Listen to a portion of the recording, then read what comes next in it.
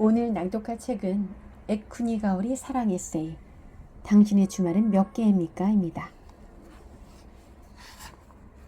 혼자만의 시간. 애정이란 병의 한 종류라고 생각한다. 애정이 있기에 모든 것이 골치 아파진다. 그래서 얼마 전 아는 편집자에게 이러니 저러니 말은 많아도 역시 남편을 사랑하는 거 아니에요? 란 말을 들었을 때는 우울했다. 그렇다, 옳은 말이다. 사랑하지 않는다면 당장에 이혼할 텐데 때로 이혼하면 하고 혼자 생각한다. 홀가분해지겠지. 때로 이혼하면 하고 혼자 생각한다. 홀가분해지겠지. 적어도 집안의 청결은 유지될 테고 반찬도 내가 먹고 싶은 것만 만들면 그만이다. 강아지도 키울 수 있고 시끌시끌한 텔레비전을 하루 종일 켜놓지 않아도 된다. 여행도 돌아올 예정 없이 떠날 수 있고 차분하게 지낼 수 있다. 그리고 무엇보다 남편을 더욱 좋아할 수 있다. 싸우는 일도 없겠지. 열을 받아 고함을 지르고 깨물고 걷어차는 일도 없겠지. 훨씬 더 친절하게 굴 수 있겠지. 남편 역시 훨씬 깍듯하게 나를 대하겠지. 이혼하면. 거기까지 생각하다가 불현듯 외로워진다. 신선한 생각이 아니니까. 신선은커녕 살붙이 같고 소꿉친구 같은 것이니까. 오랜만이네 하고 느닷없이 나타난 잊고 있었던 옛날 친구 같으니까. 약간 거리가 있는 편이 컴포테이블하고 멋지다고 생각했는데 무모하게도 결혼하는 거야, 성가시지만 받아들이는 거야, 같이 현실과 싸우는 거야 하고 생각했던 저 불가사의한 뒤틀림을 나는 지금도 아름답게 생각한다. 아름답고 어리석고 행복한 무엇이었다고. 착각이었든 실수였든 전혀 상관없다. 나를 조용한 장소, 완결된 장소에서 끌어내 주었던 한 가지만으로도 나는 남편에게 감사한다. 이혼하면 그럼에도 나는 역시 생각한다. 의외로 열심히. 결혼했을 때도 그랬지만 이번에도 구청에 가서 신고를 하겠지? 남편은 회사에 가야 하고 또 만사를 귀찮아하는 성품이니까. 창구에서 서류가 접수되는 순간 나는 분명 돌이킬 수 없는 짓을 저질렀다고 생각하리라. 한편으로는 절망적으로 안도하면서 모든 절차를 끝내고 밖으로 나오면 풍경이 바뀌어 있다. 다른 눈으로 볼 테니까. 그런 상상 해본 적 없어? 없어. 남편은 주저없이 기계적으로 대답한다. 텔레비전에서 눈을 떼지 않고 한 번도 그래라고 말하면서 나는 단박에 기뻐진다. 거짓말이든 형식이든 아무튼 그렇게 대답해 준 것에 대체로 나는 금방 편해지고 싶어하는 성격이다. 남편은 편한 일이 있으면 반드시 뒤탈이 있다고 생각하는 모양이다. 균형 감각이 좋은 것인지 동떨어져 있는 것인지 어떻게 결혼을 한 것일까 어떤 식으로 기억이 잘 나지 않는데 아무튼 결혼하고 싶다고 강하게 바랐던 것만은 기억하고 있다. 결혼한 사람이 또는 결혼한 적이 있는 많은 사람이 왜 결혼에 대해 별 얘기를 하지 않는지 스스로 해보고야 말았다. 홀처럼 행복하고 아까워서 말하지 않는 것은 물론 아니고 그렇다고 괴롭고 고통스럽고 우울해서 말하지 않는 것도 아니다. 그저 모두들 입을 다물고 있을 수밖에 없는 것이다. 그 결혼이 너무도 특수하고 개인적이어서 우연과 필연이 꽈배기처럼 꼬여 설명하기 곤란한 양상을 띠고 있기에 부부싸움의 원인이 천차만별한 것과 비슷하다. 심각하고 우스꽝스럽고 헤아릴 수도 없는 우연히 발견된 원유처럼 끝없이 솟아나야 하는 싸움의 이유. 용케 찾아내네 하고 남편은 말한다. 찾아내는 게 아니야, 생겨나는 거지라고 나는 말한다. 당신이 눈앞에다 들이밀고 있잖아. 남편은 못 들은 척한다. 척하는 것은 남편의 주특기다. 나는 종종 이 사람은 내 말을 이해하지 못하는 훈련을 하고 있는 게 아닐까 하고 생각한다. 어떤 식으로 말해도 똑같은 말을 몇 번이나 다시 말해도 내가 무슨 말을 하려 하는지 전혀 모르는 것처럼 보이니까. 그런데 어느 날 모른 척할 뿐이라는 것을 알았다. 앞뒤가 맞는다. 현명한 사람이니까 생각하면 모를 리 없다. 남편의 자기 방어 수단이라 인정하고 싶지는 않지만 피할 곳이 없다는 것도 안 된 일이다. 혼자가 될 수 있는 장소. 나는 낮에는 혼자 집에 있지만 남편은 회사에 있다. 회사에는 많은 사람이 있다. 밤에 집에 돌아오면 내가 기다리고 있다. 물론 누구든 혼자만의 시간이 필요하고 나 역시 그런 시간이 없다면 정신적인 안정을 유지할 자신이 없으니까. 가능하면 남편에게도 혼자 있는 시간을 갖게 하고 싶다. 생각은 그런데 역시 안 된다. 남편은 아침 일찍 집을 나가 밤이 늦어야 돌아오니까.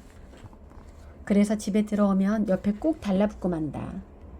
남편이 저녁을 먹는 동안에도 나는 옆에 앉아 쳐다본다. 신문을 읽을 때는 옆에서 책을 읽는다. 텔레비전을 보면 나는 피아노를 친다. 최근에 피아노를 샀다.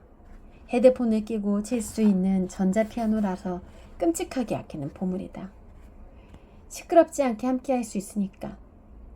이렇게 내내 들러붙어 있으니까 힘들지. 며칠 전 반성하는 마음으로 말해보았다. 가끔은 혼자 있고 싶지? 남편은 이상한 동물이라도 보듯 표정을 지었다. 가끔이라니. 남편의 얼굴에 희미한 분노의 빛이 어린다. 어제도 없었잖아. 지난주에는 2번이나 아침에 들어왔고. 참 그랬지 하고 생각했다. 그 전주에도 집에 있기는 했지만 자기 방에서 꼼짝도 안 했잖아. 그때는 마감할 원고가 있어서 그랬지. 시간이 얼마 없어서. 나는 횡설수설이다. 그러니까 가끔이란 게 무슨 뜻이냐고. 남편은 기가 막히다는 표정이다. 나는 대꾸할 말이 없다. 까맣게 잊고 있었다. 늘 남편에게 동동거리고 매달려 있다고 생각했는데 집에 있을 때만 그렇고 그것도 마감 전날은 제외라는 조건이 있었던 것이다. 다행이다.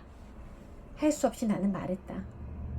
당신에게 혼자 있을 수 있는 시간을 주고 있는 셈이니까. 그러고는 와락 껴안았다. 멀뚱하게 서 있는 남편을. 자동 판매기의 캔 스프. 따뜻한 스프가 빈속으로 떨어졌다. 올해도 집 바로 옆에 있는 자동 판매기에 캔 수프가 들어왔다. 캔에 담겨있는 콘수프. 어제는 일요일 남편과 산책을 하러 나섰다. 동네 초등학교에 교정 개방이란 종이가 붙어 있었고 남편은 그 종이에 눈을 번뜩이며 교문 안으로 성큼성큼 들어가 바구니에서 멋대로 공을 꺼내 농구 골대에 던지며 놀았다. 나는 지금도 학교를 별로 좋아하지 않아 어째 마음이 편치 않았는데 그래도 이리저리 어슬렁거리다 보니 토끼집이 있어 잠시 토끼 구경을 했다. 그리고 돌아오는 길에 캔수프를 발견했다. 벌써 캔수프가 나올 계절인가? 하고 생각했다. 그리고 그렇게 생각할 수 있었던 것에 나만의 감회를 품었다. 다소 여유가 생긴 것 같다.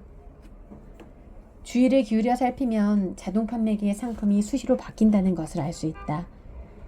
판매가 부진한 상품은 바로 회수되는지, 내가 좋아하는 무슨 야생 블루베리 주스는 없어졌고 수프 같은 계절 품목은 계절에 따라 옷을 갈아입듯 바뀌니 단순하지가 않다. 가을이 되면 따뜻한 커피나 홍차가 늘어나고 이윽고 가을이 깊어지면 코코아가 등장한다.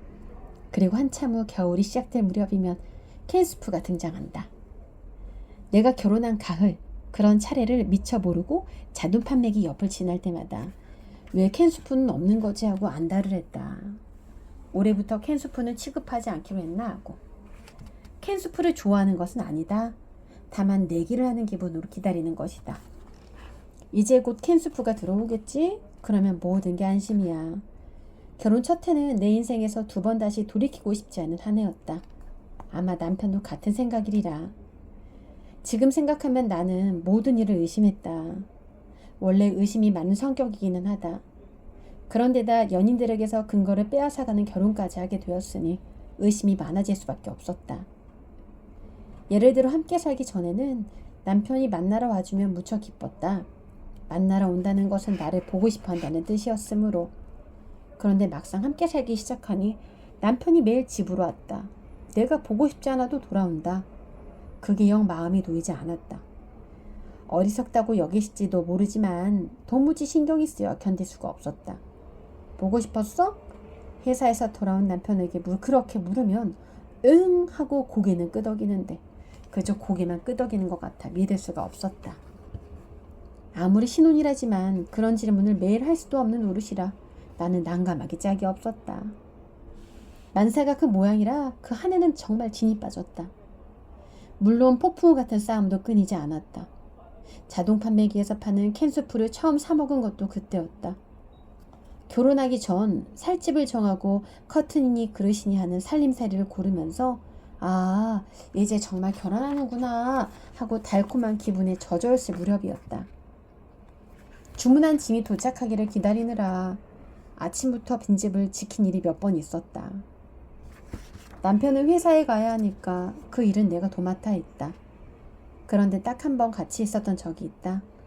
맑게 개인 겨울의 주말, 아침 9시부터 집안에서 어슬렁거렸다. 냉장고나 텔레비전, 침대는 물론 의자 하나 없는 휑한 방에서 남편은 자기가 들고 온 스테레오를 조립하고 있었다. 나는 옆에 앉아 남편의 모습을 바라보았다. 창문으로 비치는 햇살이 바닥에 무늬를 그렸다. 우리는 집에서 한 걸음도 나가지 않고 밤 8시까지 짐을 기다렸다. 마지막 택배가 밤이 되도록 도착하지 않았던 것이다. 음악을 틀어놓고 도착한 짐, 식기와 타월을 풀어놓고는 나란히 앉아 얘기했다. 그동안 캔 녹차를 2개 마셨을 뿐 아무것도 먹지 않았다. 밖으로 나오자 캄캄한 밤이었다. 공기는 맑은데 추웠다. 그때가 돼서야 둘 다 배고프다라고 말했다. 달과 별이 떠 있었다. 그때 자동 판매기에서 캔 수프를 사 먹었다. 따끈한 수프가 빈속으로 떨어졌다. 확실한 질감이 느껴졌다. 온몸으로 영양분이 흡수되는 것이 느껴지는 듯했다. 1년째 겨울, 꽤나 늦게야 자동 판매기에 캔 수프가 등장했다. 그때 그 상황은 어쩌면 환상이었는지도 모르겠다고 생각했다. 배가 고픈 것도 모르고 하루 종일 빈집에 있었던 그때 일이. 나는 정말 나 자신을 겁쟁이라고 생각하는데 이제 그만두자 하고 생각하면 안심이 된다. 어떤 일이든 환상이라고 생각하는 것도 그렇다. 차라리 후련하다. 그러고 보니 옛날에 사촌 오빠에게 끈질기지 못하다라는 소리를 들었다. 그러면서도 스스로 짜증이 날 정도의 절실함으로 캔스프를 기다렸다. 매일 자동 판매기를 보러 갔다. 그래서 1년째 초겨울 처음 그것을 발견했을 때 아직은 괜찮아 하고 안도했다. 그런데 겨울은 아니 올해는 어라? 벌써 캔수프가 등장할 계절인가? 여유가 생긴 것인지 아니면 단련이 된 것인지 결혼하기로 마음먹었을 때 물론 나는 이 사람과 평생을 같이 살 것이라고 생각했는데 나만 그렇게 생각했는지 주위 사람들은 다들 1년 버티면 잘 버티는 것이라고 말했다. 결혼기념일에는 엄마가 꽃다발을 보내주는데 작년이나 재작년이나 카드에는 늘 축하한다는 말이 아니라 놀랍다는 말이 쓰여 있었다. 사실은 나 자신도 놀랍다. 그리고 이 모든 것이 남편의 관용 덕분이라고 생각한다. 남편의 관용. 관용은 우리 집의 키포인트다. 그것 없이는 유지가 안 된다. 하지만 관용은 부부 중 어느 한쪽이 갖고 있으면 충분하지 않을까? 양쪽 다 관용이 넘친다면 그것도 곤란할 것 같다. 남편에게 그렇게 말하면 나야 별 곤란할 거 없는데 라고 대답했는데 한쪽이 관용을 갖추고 있다면 다른 한쪽은 정열을 갖춰야 한다는 것이 나의 주장. 정열이라. 남편은 피식 웃는다. 그게 아주 넘치지. 그래 하고 나는 툭 터놓고 인정한다. 위기가 닥쳤을 때 관용과 정열이 그나마 우리를 구해준다는 것을 알고 있었다. 정열도 적당히 해야지 남편이 말한다. 적당한 정열과 난 없어. 난 싫어. 라고 나는 말한다. 아무래도 아직은 캔 수프를 믿고 있는 모양이다. 오늘은 에쿠니 가오리 사랑의 세이 당신의 주말은 몇 개입니까를 낭독해 보았습니다.